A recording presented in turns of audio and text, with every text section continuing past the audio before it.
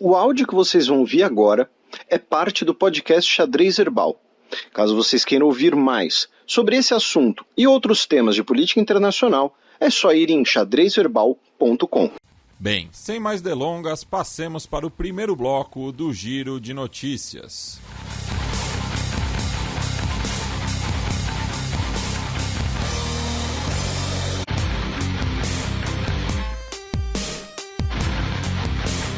Giro de Notícias.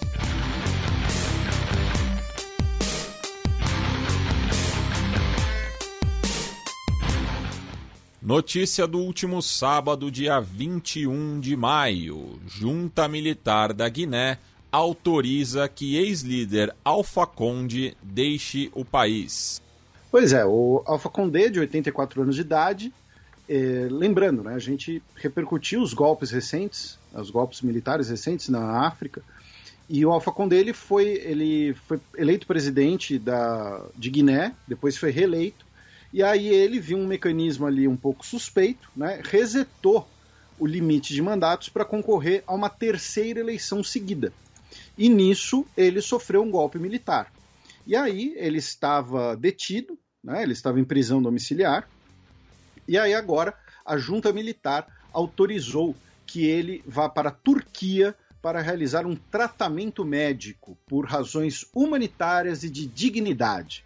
Tá? Lembrando que ele tem 84 anos de idade, né? Então, mesmo antes do golpe militar, já existiam muitos boatos, né, sobre o estado de saúde dele.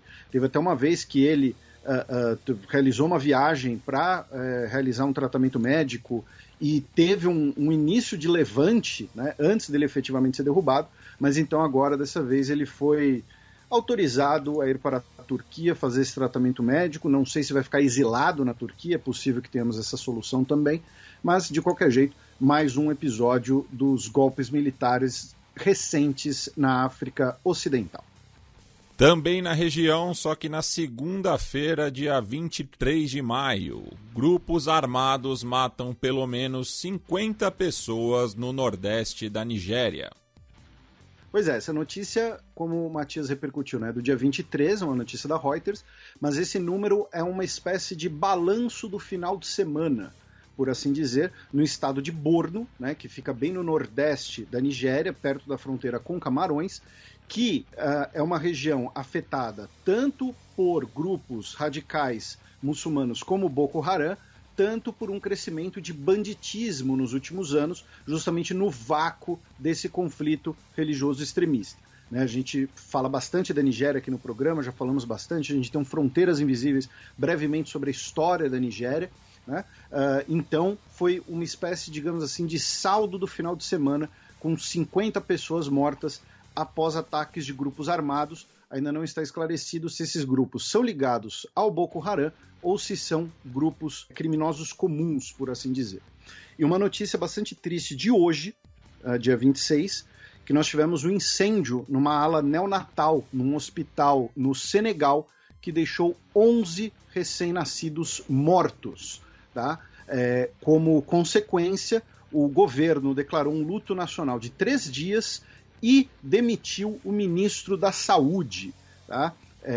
Por consequência desse incêndio, até porque no mês de abril nós também tivemos um problema em um outro hospital, numa ala neonatal, em que uma mulher e o bebê também faleceram. E no ano passado nós tivemos outro incêndio em um hospital senegalês devido a um curto-circuito, que também teria sido a razão desse incêndio mais recente. Então, infelizmente, registrar essa notícia do Senegal. Também no começo da semana, só que na região do Rio da Prata, Alberto Fernandes pagará multa por festa durante a pandemia. Pois foi um acordo feito entre a defesa do presidente Alberto Fernandes e a Justiça, em que ele vai pagar uma multa que vai ser transformada numa indenização direta, tá, ao Centro de Saúde Pública da Argentina, tá, ao Instituto Malbrán, que é como se fosse uma espécie de Instituto Butantan da Argentina, ou Fiocruz, né, se preferir.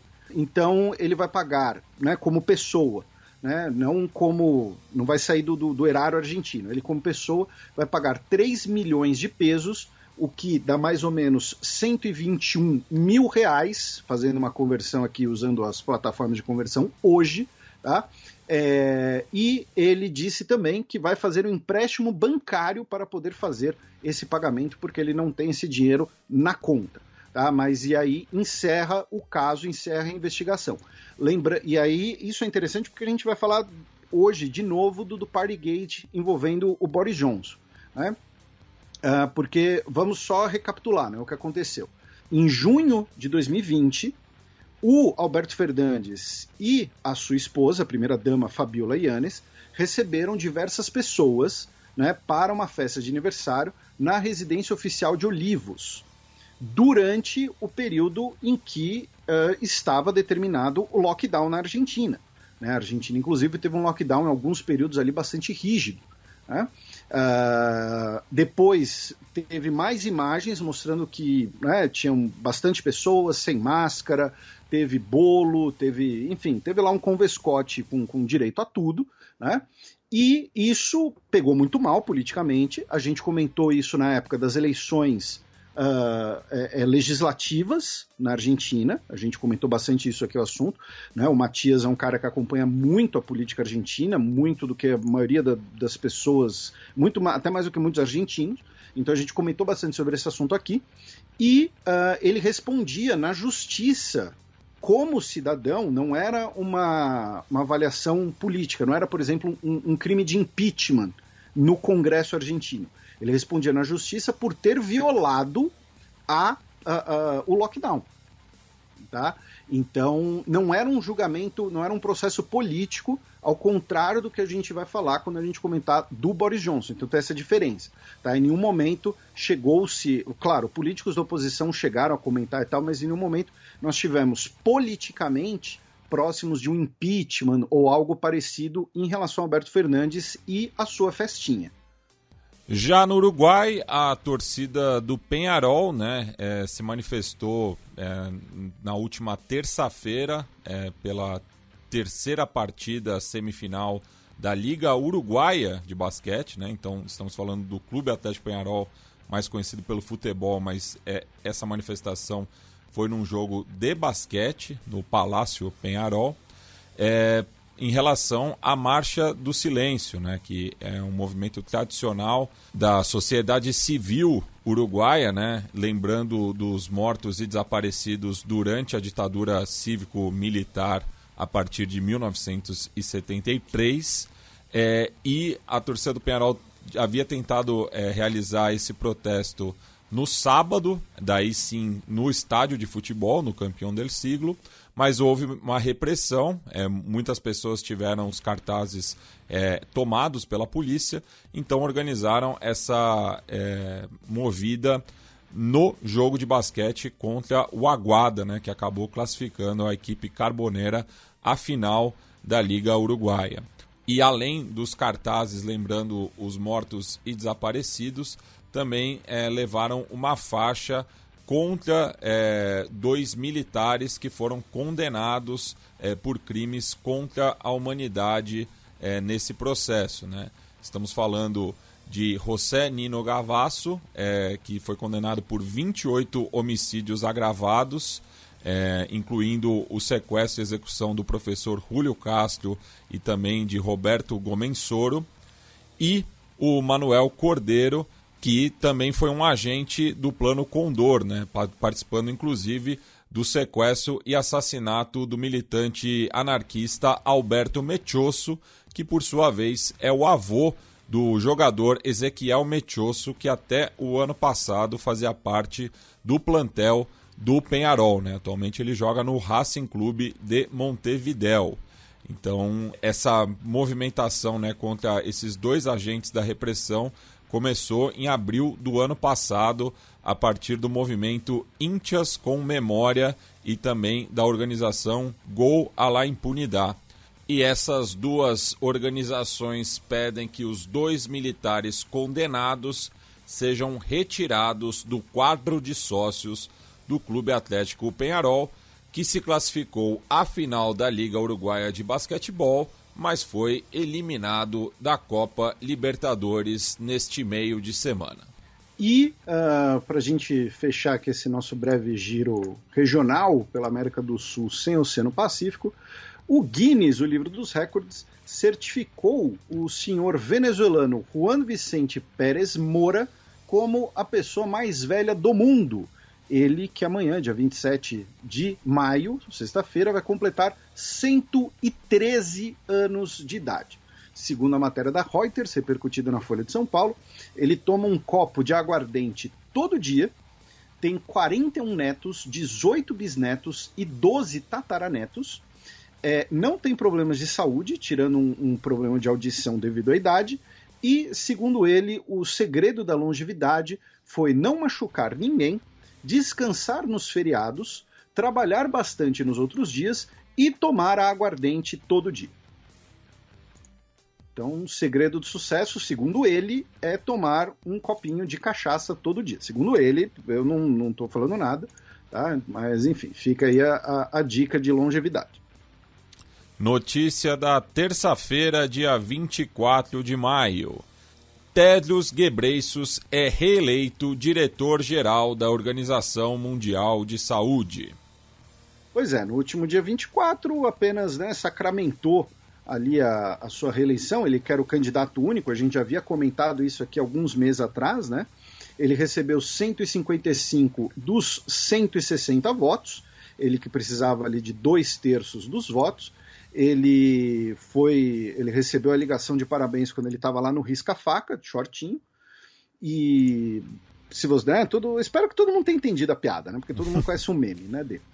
E ele vai agora ter o seu segundo mandato de 5 anos como diretor-geral da OMS, lembrando que ele é etíope, né, e havia sido eleito pela primeira vez em 2017. O mandato termina em 2027, não tem uma terceira reeleição. E aproveitando a notícia, né, da OMS, passar rapidamente aqui por uma breve atualização sobre o surto, né, acho que é o melhor termo, né, de varíola de macaco, né, em seres humanos. O país, né, com mais casos agora é o Reino Unido, com 90 casos, Espanha tem 84, Portugal tem 58, esses casos confirmados, tá? Nessa última semana tivemos casos confirmados em Israel, Suíça, Áustria, Dinamarca, Emirados Árabes Unidos, Eslovênia e Tchequia, tá? Também temos casos suspeitos, tá? Em Argentina, Bolívia, Finlândia, Marrocos e Sudão. Lembrando o que a gente falou também no último programa, não é uma doença tão contagiosa assim, não tem o risco de ser uma nova pandemia de Covid-19, algo assim. É uma doença que representa riscos e desafios, claro, especialmente por ser um surto, né, que aparentemente está se espalhando relativamente rápido. A gente já recomendou aqui o trabalho de gente como o nosso querido Átila, como Dragões de Garagem, né, Drauzio Varela. Na última semana, a Melanie Fontes Dutra, né, fez vários fios sobre o assunto lá no Twitter. Quem quiser conferir, né, é @Melziland, tá? Mel com 2 L's. Tá? O Isaac Schwarzhaupt também tem falado bastante coisa no Twitter. No caso dele, é difícil a gente comentar do perfil dele no ar, porque é o sobrenome dele, é uma grafia, imagino que seja de origem alemã. Então, a Carol depois vai listar no site do Xadrez Herbal todos os links para quem quiser. Tá? E como notícias, a Alemanha afirmou que vai, por prevenção, encomendar 40 mil doses da vacina contra a varíola, tá? Contra a varíola humana, mas que aparentemente a vacina pode ajudar no caso da varíola de macacos. E o CDC, nos Estados Unidos, também disse que vai encomendar e liberar doses de vacina contra a varíola. Lembrando que a vacina contra a varíola já não é mais uma vacina obrigatória, porque a humanidade conseguiu, durante a Guerra Fria, com a cooperação, né, da comunidade internacional, erradicar a varíola via a vacinação extensa. Então, assim, sempre que alguém anti-vacina vier encher o seu saco, você ofereça varíola para essa pessoa, tá? Mas, então, por precaução, esses 2 países já anunciaram que vão produzir algumas doses dessa vacina. Passemos para o segundo bloco do Giro de Notícias.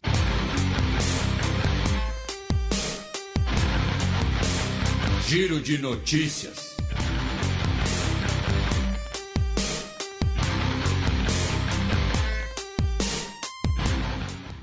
Notícia da última terça-feira, dia 24 de maio. Sri Lanka aumenta preços dos combustíveis em meio à crise econômica. Pois é, né? A gente tem falado do Sri Lanka bastante nas últimas semanas e agora, né, o novo primeiro-ministro anunciou que o preço dos combustíveis, o preço da gasolina vai subir em 24% e o preço do diesel vai subir em 38%.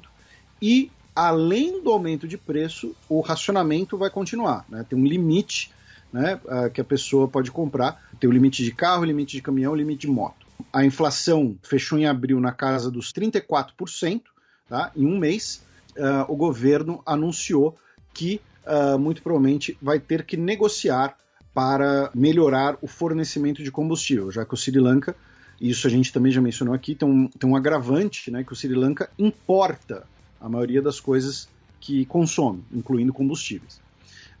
E também ali no Índico, mas na costa de Mianmar, um barco com 17 pessoas Rohingya tentando fugir do país afundou numa tempestade e as 17 pessoas, incluindo crianças, morreram, infelizmente. Notícia da quarta-feira passada, dia 25 de maio. Tribunal indiano ordena prisão perpétua para líder separatista da Caxemira. Pois é, o líder Yassin Malik, ele foi condenado à prisão perpétua por financiar atividades terroristas. Tá? A condenação levou a protestos do Paquistão, né, já que ele é uma pessoa ligada à comunidade paquistanesa da Caxemira, e também protestos na região. Ele que era o líder da Frente de Libertação de Jammu e Caxemira. Ele se declarou culpado, porém muita gente comentou que a confissão dele teria sido motivada ali por pressões paralelas, incluindo aí eventuais pressões contra familiares dele. Também no meio de semana, governo de Gâmbia anuncia que processará ex-ditador exilado. Pois é, já faz um bom tempo, né, que a gente fez um programa só sobre, né, que teve Gâmbia como tema principal, que a gente falou do Yahya Jammeh. Foi o programa, inclusive, que a gente gravou com a nossa querida Honolulu no estúdio, no então estúdio da Central 3, né, ainda quando era em outro lugar. E o governo de Gâmbia afirmou que vai processar o ex-ditador Yahya Jammeh por assassinato, estupro e tortura durante os mais de 20 anos de sua ditadura. Né? Ele que governou de 1994 a 2017 e atualmente ele está em Guiné Equatorial, que não possui acordo de extradição com a Gâmbia. E também no continente africano, notícia de agora há pouco, né? Já que o Conselho de Segurança das Nações Unidas renovou o embargo de armas e sanções contra o Sudão do Sul, algo que é feito anualmente, né? E acabou sendo aprovado por 10 votos de 15 possíveis, sendo que 2 dos países africanos membros rotativos do Conselho, o Gabão e o Quênia, acabaram se abstendo ao lado de Índia, Rússia e China. O embargo ele foi imposto pela primeira vez em 2018, depois do acordo de paz que pôs fim à guerra civil de 5 anos, né, que dividiu o país entre as facções leais ao presidente Salva Kiir e o seu vice, o Riek Machar, e nesse período mais de 400 mil pessoas morreram, enquanto 1 milhão tornou-se refugiada. Notícia desta quinta-feira, dia 26 de maio. Bolsonaro terá reunião bilateral com Biden. Pois é, isso foi um furo do jornal O Globo, afirmando que o presidente do Brasil decidiu participar da Cúpula das Américas no mês que vem, em Los Angeles, e também terá uma reunião bilateral à margem com o Joe Biden. Posteriormente, o próprio Bolsonaro confirmou isso na sua live semanal, né? Foi acertado, terei bilateral com ele, irei lá fazer valer o que o Brasil representa para o mundo, segundo ele, né? Segundo palavras do Jair Bolsonaro. O Bolsonaro que disse também que a Bolívia, tentando renegociar o preço do gás vendido ao Brasil, é uma maneira de tudo arquitetado para sabotar o governo brasileiro e afetar as eleições, né? Porque o governo da Bolívia é um governo de esquerda, então estaria agindo para beneficiar a candidatura do Luiz Inácio Lula da Silva. Por que ele falou isso e por que ele está errado? O Ministério de Hidrocarbonetos e Energia da Bolívia afirmou essa semana que o preço atual no contrato com a Petrobras está causando prejuízos à Bolívia. A Bolívia cortou em 30% o fornecimento de gás natural à Petrobras, de 20 milhões de metros cúbicos para 14 milhões, sem especificar um motivo para a redução. O governo boliviano alega que o preço atual foi definido em um adendo contratual assinado durante o governo da Jeanine Áñez e que ele foi assinado por um governo que não representava legitimamente os bolivianos e por isso é um dever renegociar as condições desse adendo. O que acontece? Quando se fala de gás Bolívia-Brasil, né, a gente já falou aqui algumas vezes desse assunto, eu vou recapitular os pontos principais. Primeiro, existe aquele mito, né, de que o Brasil deu refinarias, né, o governo Lula deu refinarias para o Evo Morales, que a Bolívia tomou as refinarias do Brasil. Não, a Bolívia pagou por aquelas refinarias. O que a Bolívia fez foi um circo midiático para o seu próprio público interno, o governo Evo Morales, né, falou, olha, porque assim, e eu lembro que na época você, Matias, explicou bastante aqui isso, até pela sua experiência viajando pela Bolívia, né, de que na Bolívia o Brasil e a Petrobras são vistos muitas vezes com olhares, né, de ser uma nação imperialista, por assim dizer, né? Correto. Então, o que o Evo Morales fez foi, olha, estou agindo contra o Brasil, que é o vizinho maior, mais forte, mais rico, mais poderoso, vou mandar os militares ocupar as refinarias, mas por baixo dos panos, ele pagou. A Bolívia pagou o valor que estava em contrato. E ele criou um circo midiático para o seu próprio público, né, para o seu próprio eleitorado, e muita gente aqui no Brasil comprou esse circo para fazer, por sua vez, o seu circo midiático contra o governo da época. Né? A segunda coisa é, vamos lembrar, a Bolívia tem reservas riquíssimas de gás natural e o Brasil é o seu principal destinatário com um gasoduto construído pelo Brasil durante o governo FHC. Então, é a mesma lógica de quando a gente fala do fornecimento de gás natural da Rússia à Europa. É uma relação que é conveniente para ambos. Por quê? Porque quando você consegue vender com gasoduto, você consegue vender uma quantidade muito grande, ou seja, gera um preço bom para quem compra e gera um fornecimento garantido para quem vende. Quem vende sabe que vai vender bastante. Então a Bolívia ela pode buscar outros clientes? Pode, mas ela teria que vender gás liquefeito passando por portos peruanos, o que seria muito mais caro. Por isso que normalmente a Bolívia não tem uma posição de barganha tão vantajosa assim, porque é uma relação mútua. Né? Se o Brasil deixar de comprar o gás boliviano, o povo em São Paulo é o principal destino desse gás, inclusive o gasoduto passa por diversas cidades aqui do interior. Se você for, por exemplo, a Atibaia, você tem lá uma placa gigante aqui, né? Por aqui passa o gasoduto Bolívia-Brasil. Né? Então, em São Paulo, o gás vai ficar mais caro, o fogão vai ficar complicado. A Bolívia não vai ter para quem vender, vai ficar sem dinheiro. Porém, por que a Bolívia, então, decidiu renegociar nesse momento? Né? É para prejudicar a eleição do Bolsonaro num grande complô do Fórum de São Paulo? Não, é porque a crise na Ucrânia fez com que o preço do gás natural subisse. Então hoje compensaria para a Bolívia vender gás natural liquefeito por terminais marítimos para a Europa, não sei se necessariamente para a Europa, mas enfim, o fato é o preço do gás no mercado internacional por causa da guerra subiu. Então a Bolívia fala, olha, queremos renegociar esse contrato porque ele foi negociado pela Jeanine Áñez, porque o preço subiu e porque hoje a gente poderia buscar outras alternativas que compensassem. Também existiria o fato de que, segundo o governo boliviano, existiriam empresas privadas brasileiras interessadas a comprar o gás natural boliviano pagando mais do que a Petrobras paga.